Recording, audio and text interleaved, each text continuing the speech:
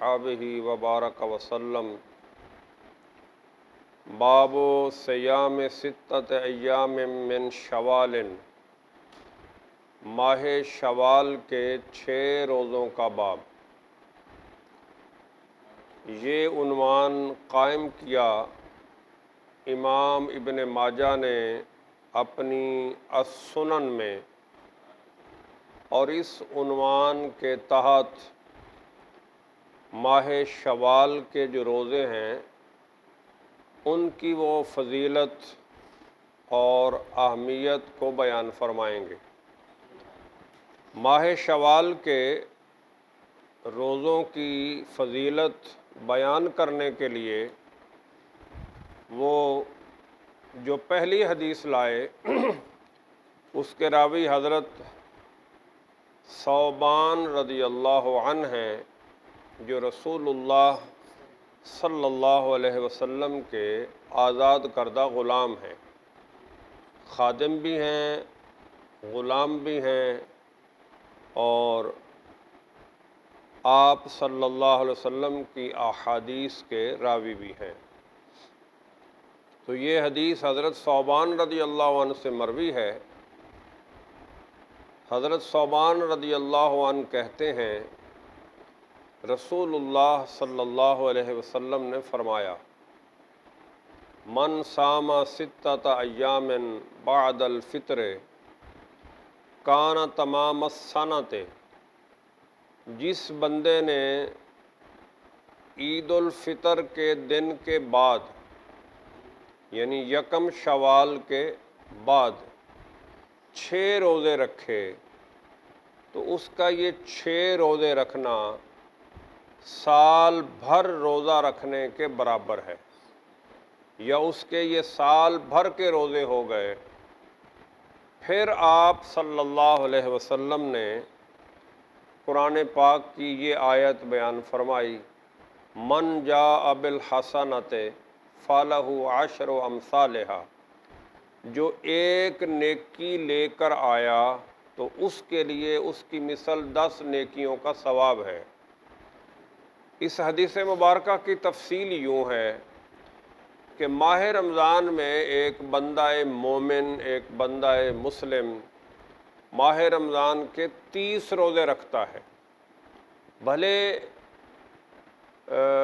ماہ رمضان 29 دنوں کا ہو، لیکن عام طور پہ مہینہ 30 دنوں کا ہوتا ہے، تو 29 دن روزہ رکھنے والے کو بھی 30 دن شمار کیا جاتا ہے۔ تو 30 دن تو ہو گئے ماہ رمضان کے دنوں کے، اور ایک روزے کے بدلے یہ ماہ رمضان کا ایک روزہ ایک نیکی ہے، اور اللہ نے کیا وعدہ کیا ہے؟ ایک نیکی کے بدلے 10 نیکیاں ملیں گی۔ تو گویا ایک روزہ 10 روزوں کے برابر ثواب کا حامل ہوا، تو 30 روزے 300 دن روزہ رکھنے کے برابر ہوئے، اور شوال کے 6 روزے 10 چھکا 60 دنوں کے روزہ رکھنے کے برابر ہوئے، اور سال کے دن ہوتے ہیں 360۔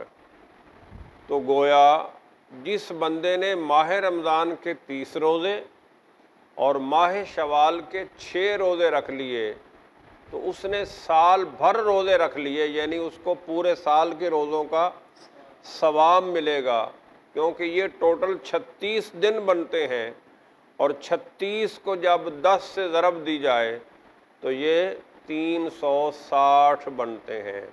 تو اس لیے آپ صلی اللہ علیہ وسلم نے سال بھر کے روزوں کا ثواب پانے کے لیے فرمایا کہ ماہ رمضان کے روزوں کے بعد شوال میں 6 روزے جو بندہ رکھ لیتا ہے اسے پورا سال روزہ رکھنے کا ثواب ملتا ہے۔ اور یہ حدیث اپنے معنی میں ظاہر ہے، اس میں کہیں بھی کسی تعویل کی گنجائش اور ضرورت نہیں ہے، اور اس کے ظاہری معنی کا تقاضا یہ ہے کہ جو بندہ ماہ رمضان کے روزے رکھ لے اور پھر شوال کے 6 روزے رکھ لے تو اسے اللہ کے دربار میں یہ یقین رکھنا چاہیے کہ اسے سال بھر کے روزوں کا ثواب ملے گا۔ اس عنوان کے تحت یعنی ماہ شوال کے روزوں کی فضیلت بیان کرنے کے لیے امام ابن ماجہ جو دوسری حدیث لائے اس کے راوی حضرت ابو ایوب رضی اللہ عنہ ہیں۔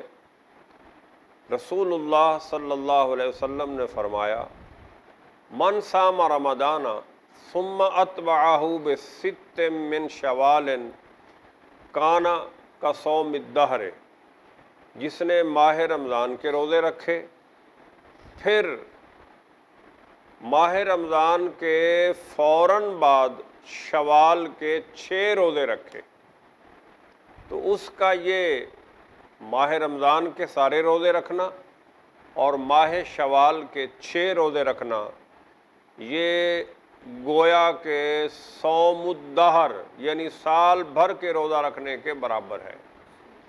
تو یہ حدیث اسی معنی میں ہے جو پیچھے حدیث گزر گئی ہے، اور اس حدیث میں بھی وہی بات بیان ہوئی ہے جو پہلی حدیث حضرت ثوبان کی روایت میں بیان ہوئی ہے۔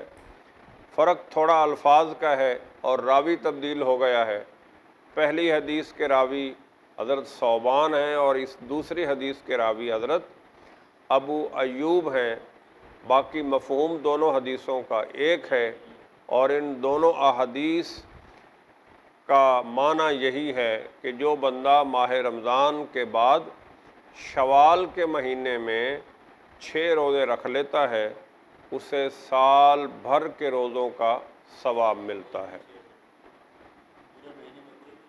جی، اب سوال یہ ہے کہ یہ شوال کے دنوں کے روزے رکھنے کس طرح ہیں؟ تو یہ تو کنفرم بات ہے کہ عید الفطر کے دن تو روزہ نہیں رکھنا، یعنی یکم شوال کو روزہ تو نہیں رکھنا۔ اب یہ رکھنے کیسے ہیں؟ بہترین صورت یہ ہے کہ لگاتار رکھ لیے جائیں۔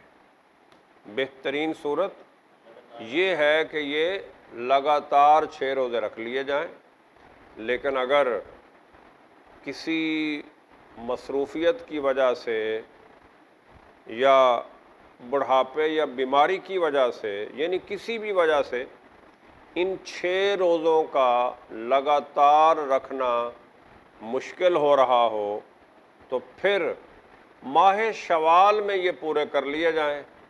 یعنی یوں بھی ہو سکتا ہے کہ ایک روزہ رکھ کے پھر چھوڑ دیا جائے، پھر ایک رکھ لیا جائے، یعنی ایک چھوڑ کے ایک رکھ کے بھی 6 پورے کیے جا سکتے ہیں، اور یہ بھی ہو سکتا ہے کہ بندہ ہر ہفتے میں 2 رکھ لے اور یوں شوال کے آخر تک یہ 6 پورے کر لے۔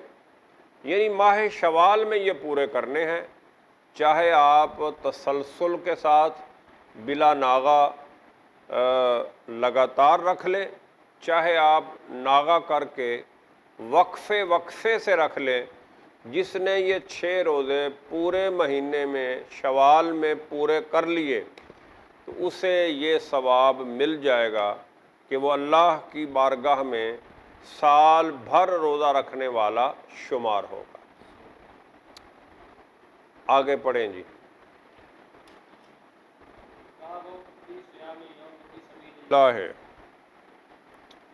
اللہ کے راستے میں روزہ، اللہ کے راستے میں گزرنے والے دن کے روزے کا ثواب یا روزے کا باب۔ لفظ سبیل اللہ یا سبیل اللہ کا لغوی معنی تو آپ جانتے ہیں، بمعنی اللہ کا راستہ۔ عام طور پہ سبیل اللہ سے مراد یا ابن السبیل سے مراد وہ مجاہد ہوتا ہے جو جہاد کا سفر کر رہا ہو، کسی اسلامی فوج کا حصہ ہو کے بطور مجاہد جہاد کے لیے نکلا ہو تو وہ فی سبیل اللہ ہے۔ اور طالب علم جو علم کے حصول کے لیے گھر سے نکلا وہ بھی ابن السبیل اور وہ بھی فی سبیل اللہ ہے،